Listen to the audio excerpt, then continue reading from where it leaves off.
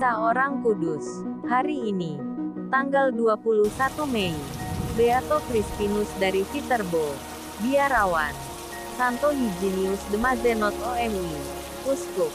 Santo Godricus, pengaku iman. Dan Beato Herman Yosef, pengaku iman. Beato Crispinus dari Viterbo, biarawan. Crispinus nama biara dari Petrus Fioretti. Lahir di Viterbo, Italia pada tanggal 13 November tahun 1668. Semenjak kecil, ibunya yang saleh itu telah mendidiknya dalam iman Katolik yang benar. Ia dengan setia dan tekun meneladani ibunya yang menaruh devosi khusus kepada Bunda Maria. Devosi ini terus dilakukannya hingga akhir hayatnya, dan benar-benar mewarnai seluruh hidupnya. Pendidikan formal ditempuhnya di sebuah sekolah rakyat yang dikelola oleh imam-imam Yesuit di Viterbo. Ketika menanjak remaja, ia bekerja pada pamannya, seorang pengusaha sepatu. Oleh pamannya ia dilatih untuk terampil membuat sepatu sekaligus menjualnya. Devosi kepada Bunda Maria senantiasa dilakukannya di sela-sela kesibukannya setiap hari. Kecuali itu, dalam kehidupan biasa di tengah masyarakat, ia dikenal sebagai seorang anak yang berkepribadian menarik.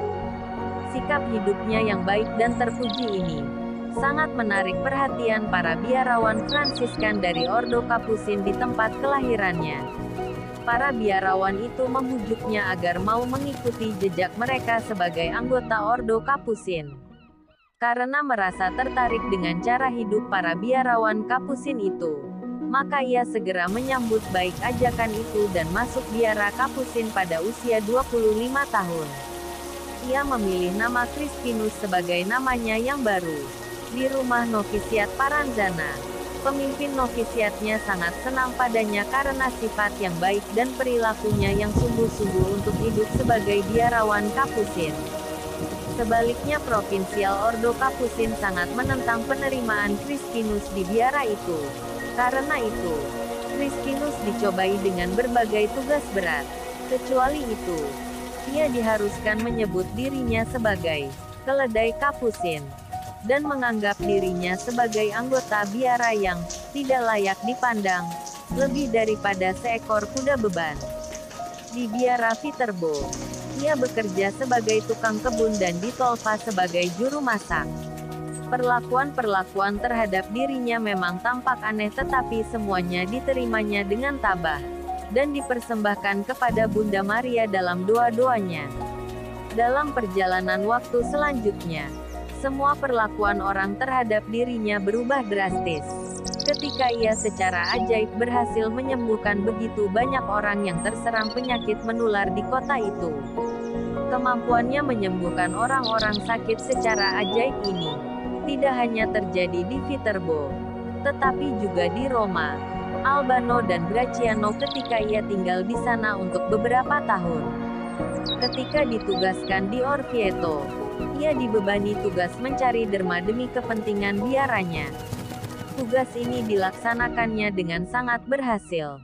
Cara hidupnya di Orvieto membuat umat di sana sangat mencintainya. Cinta umat Orvieto ini terbukti tatkala Crispinus hendak dipindahkan oleh pemimpin biaranya ke tempat lain. Umat Orvieto, terutama ibu-ibu rumah tangga, segera mengajukan protes keras kepada pemimpin Ordo Kapusin, dan dengan tegas menolak kehadiran pengganti Crispinus. Mengingat bahwa ordonya sangat tergantung pada kemurahan hati umat, maka pemimpin Ordo terpaksa menempatkan kembali Crispinus di Orvieto. Masa-masa terakhir hidupnya dihabiskan di Roma. Di sana ia dikenal luas oleh umat karena ramalan-ramalannya, mukjizat penggandaan roti yang dilakukannya dan kebijaksanaan hidupnya. Ia meninggal dengan tenang pada tanggal 19 Mei tahun 1750 dalam usia 82 tahun. Pada tahun 1806 ia dinyatakan secara resmi sebagai Beato. Reliquiumnya tersimpan abadi di bawah altar gereja Santa Maria Tabernoda di Roma. Hingga sekarang, orang-orang Roma memberi penghormatan dan kebaktian khusus kepada Beato Crispinus dari Viterbo. Santo Eugenius de Mazenot OMI, Uskup Marseille, Perancis ini lahir pada tahun 1782. Ia menyemangati kembali umatnya yang bingung, lumpuh semangat imannya dan tak terpelihara. Ia mendirikan lembaga-lembaga amal dan 20 paroki baru. Eugenius menjadi anggota Dewan Nasional dan gigih membela gereja. Sebagai pendiri dan pembesar pertama Kongregasi Oblat, Eugenius memulai karya misi di Kanada, Sri Lanka dan Afrika Selatan. Karya misi ini berkembang pesat di kemudian hari.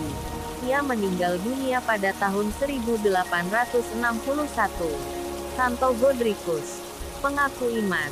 Godricus yang berarti penuh dengan Tuhan, lahir pada tahun 1065.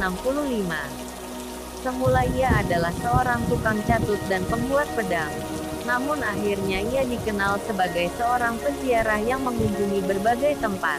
Ia menjelajahi Skotlandia, Spanyol, Roma dan kota suci Yerusalem.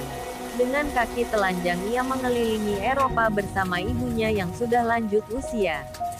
Godricus kemudian bertapa di Walpole untuk menebus dosa-dosanya. Ia dikarunia Tuhan kemampuan meramal masa depan, menjinakkan binatang buas dan ular berbisa. Godricus meninggal dunia pada tahun 1170. Beato Hermann Joseph, pengaku iman.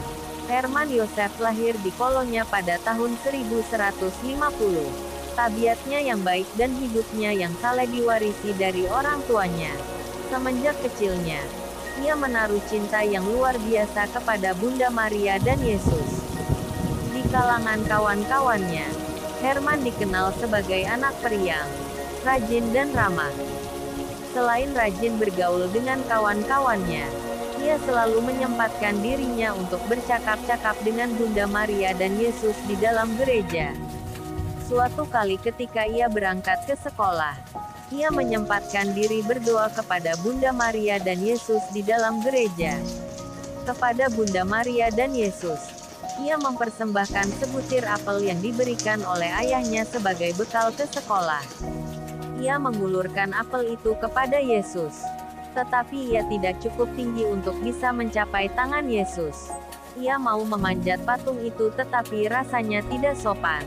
Dengan sungguh ajaib bahwa tiba-tiba Bunda Maria tersenyum lalu membungkuk menerima pemberian Hermann. Hermann tertawa ceria. Sesudah berpamitan ia keluar dari gereja karena takut terlambat.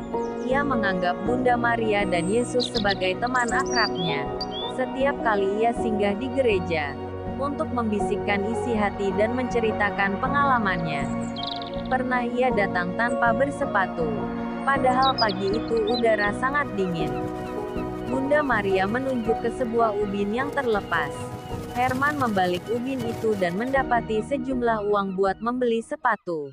Setelah itu, setiap kali Hermann memerlukan sesuatu, di tempat itulah selalu tersedia apa yang diperlukannya. Ketika berumur 12 tahun, tiba-tiba Bunda Maria minta agar ia masuk biara. Hermann merasa heran. Bukankah saya masih terlalu kecil? Ternyata ia diterima juga sebagai postulan dan kemudian novis dalam Ordo Santo Norbertus di Steinfeld. Atas permintaan Bunda Maria, ia menambah namanya menjadi Hermann Joseph. Sebagai seorang biarawan, Hermann Joseph rajin membina dirinya dengan berbagai latihan rohani setiap pagi. Selain sibuk dengan pekerjaan rumah tangga biara, cintanya kepada Bunda Maria dan Yesus, dan hormatnya akan sakramen Maha Kudus makin meluap. Setiap pagi ia merayakan Ekaristi dan selalu melelehkan linangan air matanya. Jikalau ia mengalami kekacauan batin, Bunda Maria datang menghiburnya. Kepadanya Bunda Maria selalu berkata, tidak ada yang lebih berkenan kepada Allah daripada melayani saudara-saudara karena cinta kepada Allah. Hermann kemudian menjadi sakrista Koster. Pekerjaan ini sangat disukainya, karena dengan itu ia dapat leluasa mengunjungi sakramen Maha Kudus. Setelah ditabiskan menjadi imam, ia sering mengalami ekstase pada waktu mempersembahkan kurban misa.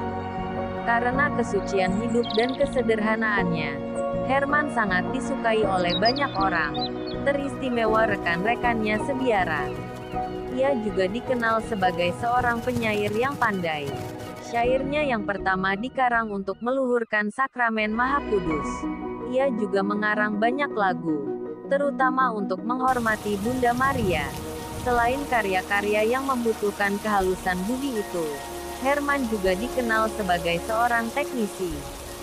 Ia bisa memperbaiki arloji. Karena itu ia sering diminta untuk memperbaiki jam biara ataupun arloji besar yang terletak di menara gereja. Bahkan ia tidak saja bisa memperbaiki arloji, ia juga bisa membuatnya. Menurut beberapa ahli sejarah, besar kemungkinan bahwa Hermanlah orang pertama yang membuat arloji. Ia meninggal dunia pada tahun 1241 dalam usia 90 tahun, ketika sedang merayakan upacara sengsara dan wafat Tuhan di sebuah biara suster. Beato Crispinus dari Viterbo, Santo Eugenius de Mazenot, Santo Godricus, dan Beato Herman Yosef. Doakanlah kami, Kak Carla Channel.